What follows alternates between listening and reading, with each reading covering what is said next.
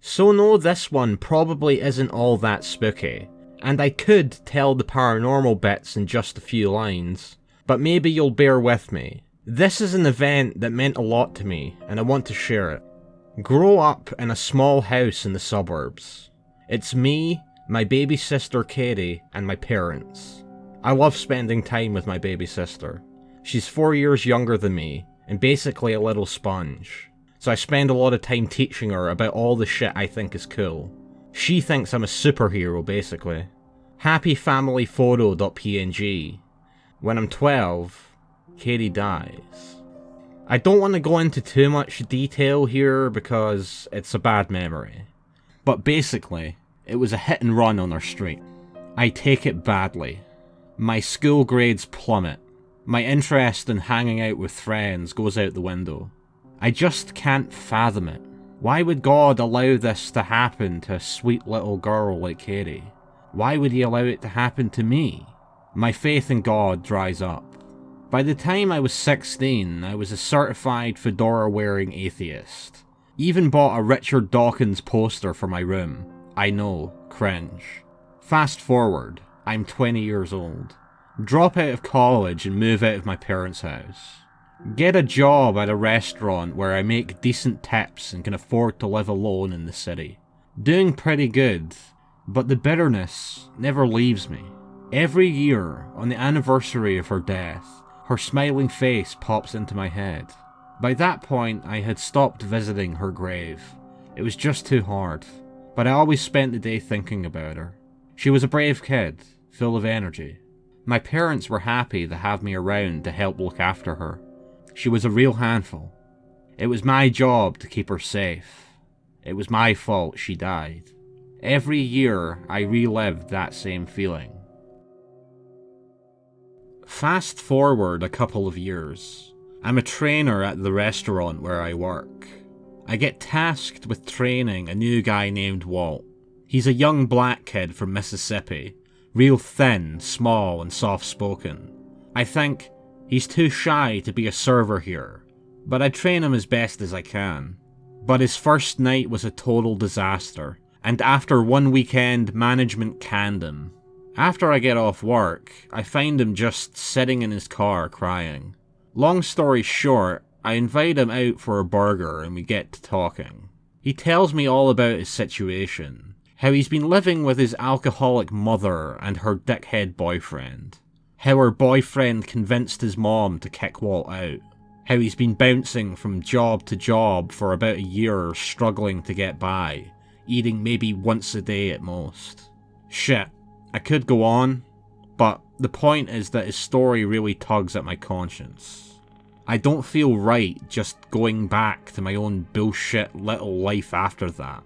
I invite him to crash at my place until he gets on his feet, and after a lot of hesitation, he finally agrees. Fast forward again. It's about 3 months later and Walt and I are best buds.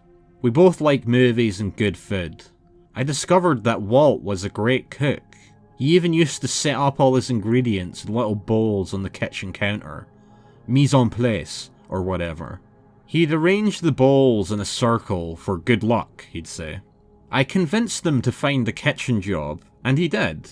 He's been working at a nearby barbecue place for a while, and is saving every cent, trying to find a place of his own. He finally finds something, and I go with him to check it out. It's affordable, but kind of a lousy place in a sketch neighbourhood. But I've learned that Walt's a proud guy, and to him it's better than leeching off me. He's set to move in next month. One night, before his move, we're casually watching some movie that's on TV and shooting the shit. Walt brings up how when he was a kid, he had an older brother who was murdered. This was back in Jackson, Mississippi, which he said was really segregated and still pretty racist. His brother was attacked one night by some white dudes, and they killed him.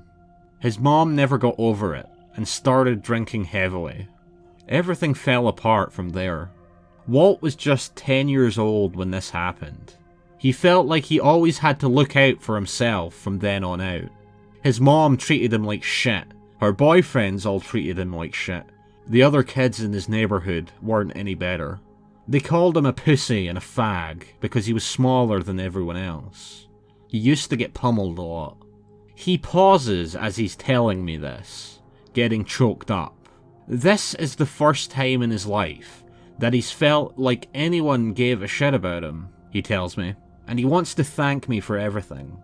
I tell him it's no big deal, and that it felt good to be able to help him.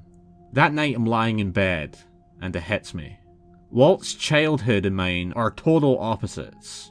Walt felt like it was him against the world, that nobody would ever be there for him. I always felt like I let everyone down, that my job was to protect my sister, and I failed. I think about this as I go to sleep. The next day, Walt moves out. Just a couple of months later, Walt's life is looking up. He managed to fix up his piece of shit car. He's dating some cute waitress who works over at the barbecue place, and his skills in the kitchen haven't gone unnoticed. Pretty soon, I'll be in charge of that thing, he told me with a big smile on his face. I congratulate him. He was standing in my doorway, looking happier than I'd ever seen him. That was the last time I saw him. I find out the next day that Walt was killed. Hit and run. The words fucking echo in my head. I'm devastated. I supported Walt as much I could, but there's a little voice in my head that wants to say it's all your fault. But it's not. There's nothing more I could have done. I recognize for the first time my sister's death wasn't my fault either. We were both just kids. I couldn't have known any better. I didn't see the car coming. I didn't think she would run into the street. I didn't know what would happen. Scenes of my little sister run through my mind. This time, they don't hurt so bad. I said that was the last time I saw Walt, but that's not exactly true. Again, trying to keep it brief here. Walt's funeral comes and goes. A pastor delivers the eulogy, and I think about God for the first time in a long while. It's not fair that life is so pointless, that Walt just has to rot in the dirt after suffering so much, that I have to lose people I care about. It's not fair. A week later, I have a dream. Walt is sitting under a large tree. I tell him I miss him, and he says, "Why? I'm right here." The next morning, I decide to visit Walt's grave and talk to him for a little while. I leave some items I think he'd like, put them all in a little bag the size of your fist, and laid it right there on his grave. In the distance, I notice a large tree that looks like the one from my dream, and I walk over. Not sure what I was expecting. It's not like Walt's gonna pop in out of nowhere and say hello. It's not like he can hear me. But still, I say, "I miss you, man." Instantly, I feel a strange peace and a weird sensation. I can't explain it.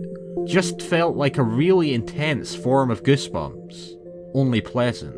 I walk back towards the cemetery gates. The strange goosebumpy sensation hasn't gone away, and I look over at Walt's grave as I pass it. I stop. The bag of items is open and everything's spread out over the grave. They're arranged in a circle, mise en place, for good luck, I think. This is gonna sound silly, but at that moment, a beam of sunlight suddenly streams down onto the grave. I remember Walt saying in my dream, "I'm right here," and I can't explain it, but I feel his presence.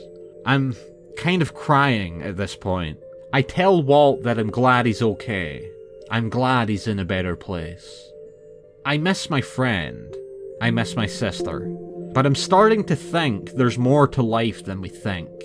You can call it coincidence. You can say it's all in my mind. You can say that life is brief and that when we die, we're gone forever. But I'm sorry. I just don't believe it.